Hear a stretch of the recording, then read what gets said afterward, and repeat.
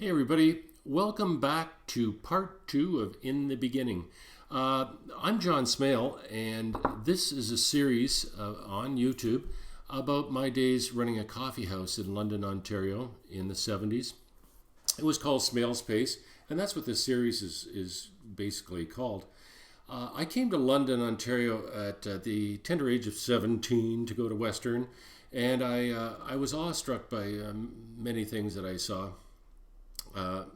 and experienced. And one of those heavy duty impressions was the Hub Coffee House, an on campus, not for profit, student run coffee house on the weekends. And I really enjoyed the idea of the local musicians on stage and the friendly atmosphere. I wanted to bring that to a broader spectrum, to a location in downtown London.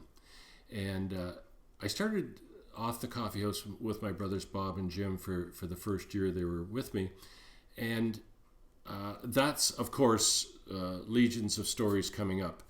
Now, the success wasn't about me or my brothers. It wasn't about the musicians. It was about a collection of people who entered the melting pot. It was an experience. It was a journey. It was exhausting in many ways, I will admit.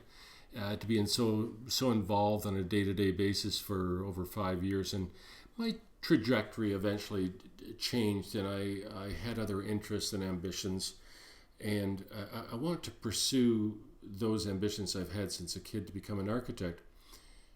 And you know, life is a series of stepping stones. It's a series of plateaus, valleys, mountains, crash scenes. Now, we've all been there, and I was no different. But while I was in London, I gave it my all. Now, we were baby boomers. We had a good economy. We lived in a fairly safe world, you know, regardless of Vietnam happening and civil unrest or civil rights unrest in the United States. But our parents had gone through the Great Depression. They'd gone through World War II. And we were lucky and able to choose our own paths and our own direction and not stream down a path for survival. Now, the 70s were certainly easygoing, and that is if you were born on the right side of the planet, you know. Yes, there was upheaval. There were protests. There was rebelling against our parents' values. But when I look back in hindsight and as an older dude, I think we were maybe overplaying that rebellion piece a little hard. But that's who we were, and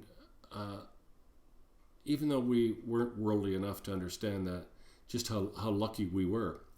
But we thought we could change the world with our songs, and we did possess high ideals, if not a great grasp of reality. Now, I watched a great series not a series, it was a special, it was a show on Netflix about the Laurel Canyon days in Los Angeles. Laurel Canyon is just a residential district, really, of Los Angeles in the hills. And a lot of musicians that came, folk musicians and singer-songwriters that came to LA lived in that area. And we had and they were writing songs. It was the songwriter group. And, you know, music before that, there were a lot of love songs and, you know, rhyming couplets and Hey Baby and all that stuff. These songs had a little more substance, a little more meaning, and we had a parallel kind of scene in Toronto, Montreal, and even London, Ontario. You know, youth is not wasted on the young. It's just that we can't do the same things with much success like we used to do.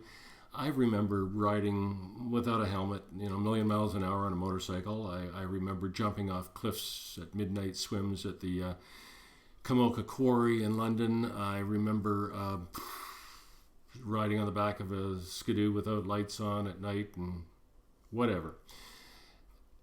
So really, it begs the question too: what was a coffee house? Now, a younger generation might think it's like Starbucks. Well, you couldn't you couldn't be further from the truth, folks.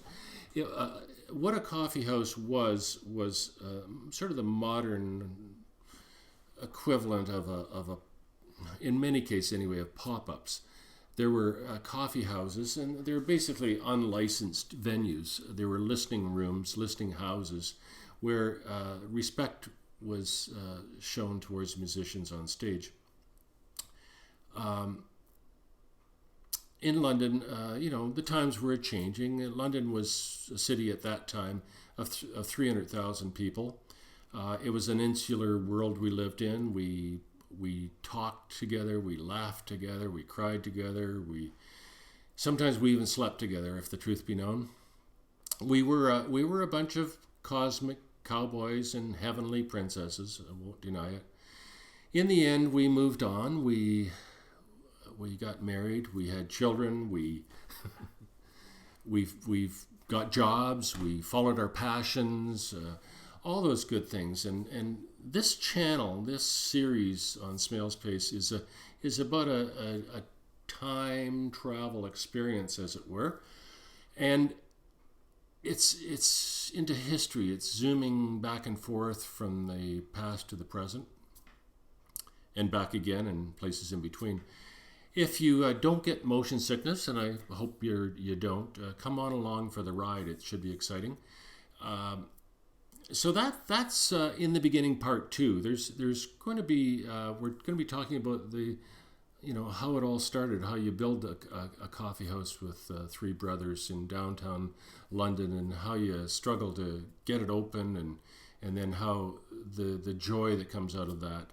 So let's have a giggle, let's have a sigh, let's get together and join me again tomorrow for new adventures into Smales Pace blog. Thanks and cheers. Good night.